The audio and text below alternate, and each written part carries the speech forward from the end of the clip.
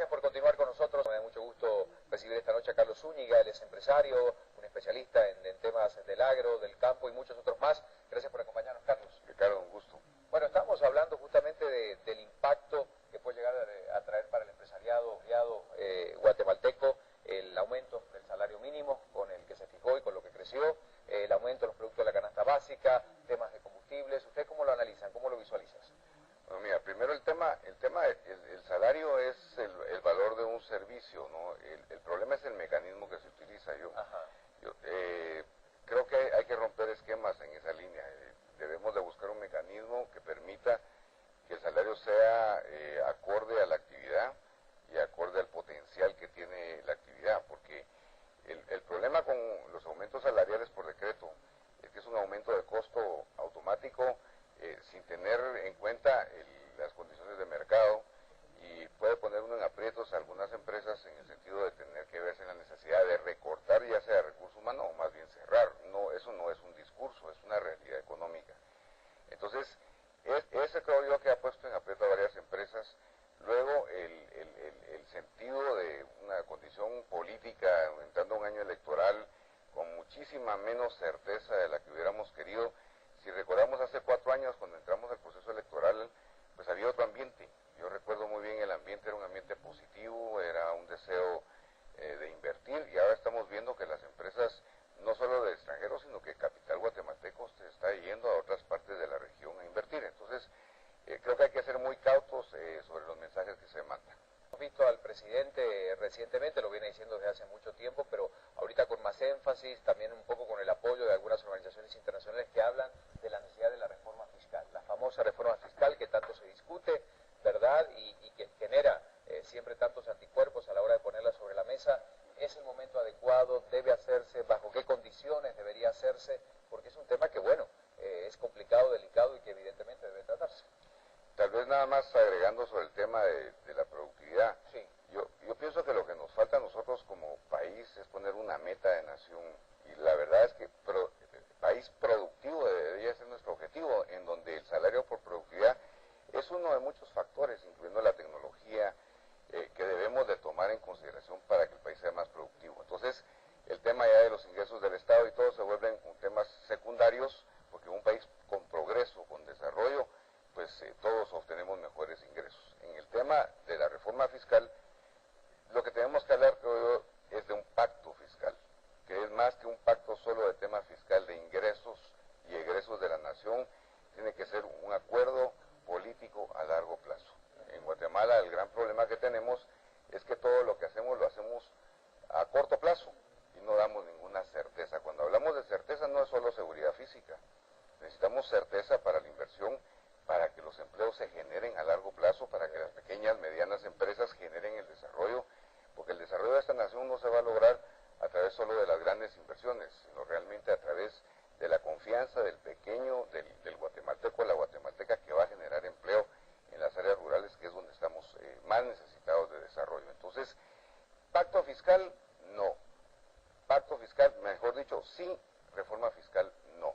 No solo hablar de ingresos, no solo hablar de transparencia, sino hablar de certeza y de planes a largo plazo. No es el mejor escenario el de un año electoral para discutir un tema, y si la intención es llegar al pacto fiscal donde realmente se representen los verdaderos intereses de todos los sectores. Es un año complejo este de las elecciones para poder abordar ese tema, ¿no? Por supuesto, no, y además muy difícil de decirle a la población que requieren más ingresos cuando se está viendo una propaganda del Estado enorme, la utilización de recursos con cuestionamientos de transparencia. El problema es de la compra de las armas, donde claramente se demostró que falta transparencia en el uso de los recursos. Recortes presupuestarios a áreas claves como el sector de justicia, ¿verdad? Toda la institucionalidad del Estado destrozado, el Ministerio de Agricultura, el Ministerio de Economía, todas las transferencias hechas a programas que no estamos diciendo que sean buenos o malos programas, simplemente la administración de los recursos del Estado no ha sido hecho de una manera óptima, y en un momento político como el actual es muy delicado hablar de hacer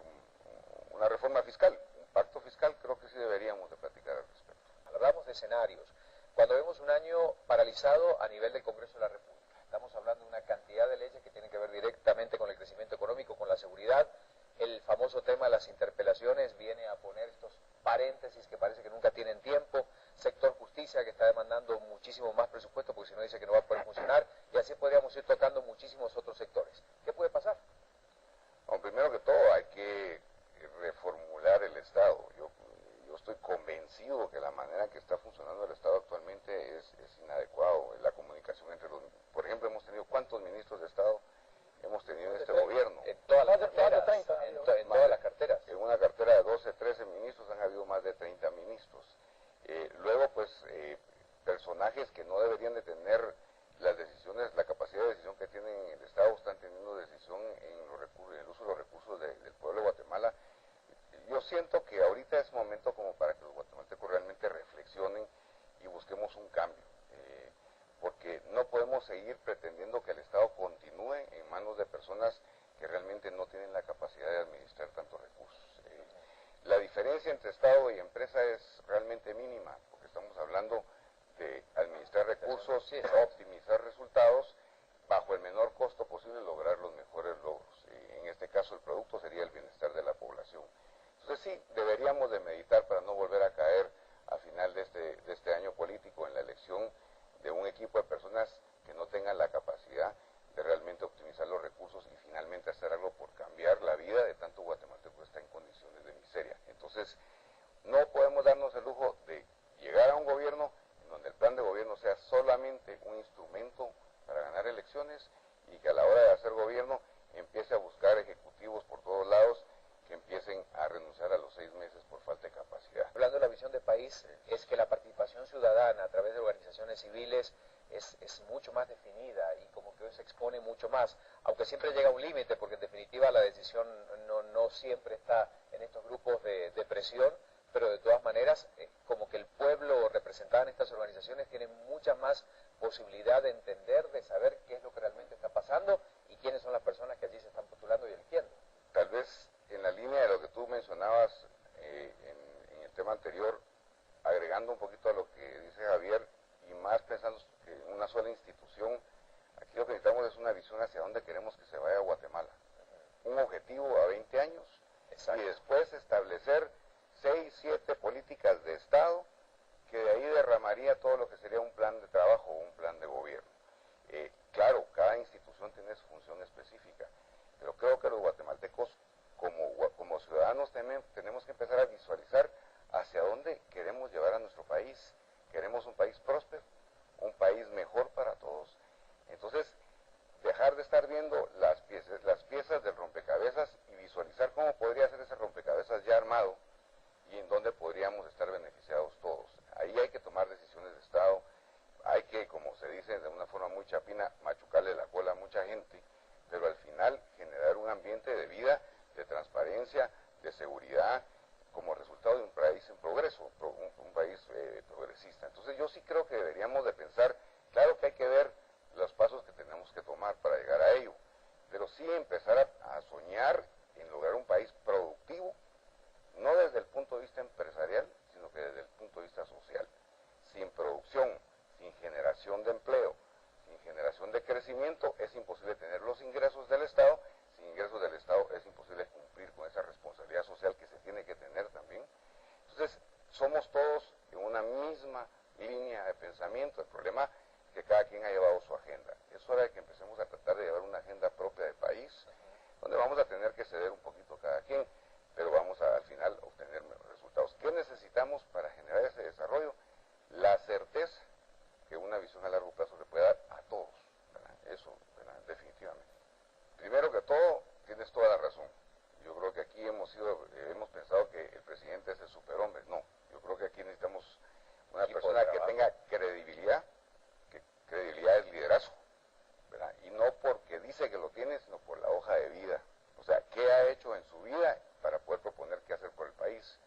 Con esa capacidad, la capacidad de coordinar esfuerzos de un equipo de personas que tenga la misma historial de probidad, de capacidad, de visión, y eso de nuevo, yo le digo a todo el mundo, para contratar a una persona pedimos currículum, referencias, polígrafo, antecedentes penales, y para elegir a nuestros líderes, a los que van al Congreso, al Ejecutivo, simplemente tienen que tener plata para la campaña.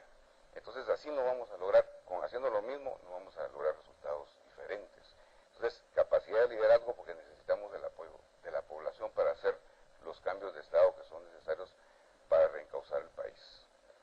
Muchísimas gracias a ambos por habernos acompañado esta noche. Bueno, una mesa a la que serán convocados en reiteradas ocasiones, porque como lo decimos, este año 2011 será muy interesante, pero también, como siempre decimos, muy oportuno para poder discutir y analizar los grandes temas y que usted pueda tener al menos una visión de persona experimentada en relación a este tema, hoy acompañándonos dos grandes empresarios de nuestra Guatemala. Gracias por acompañarnos, buenas noches, hasta la próxima semana. Han sido muy amables. Muchas gracias. Hasta luego.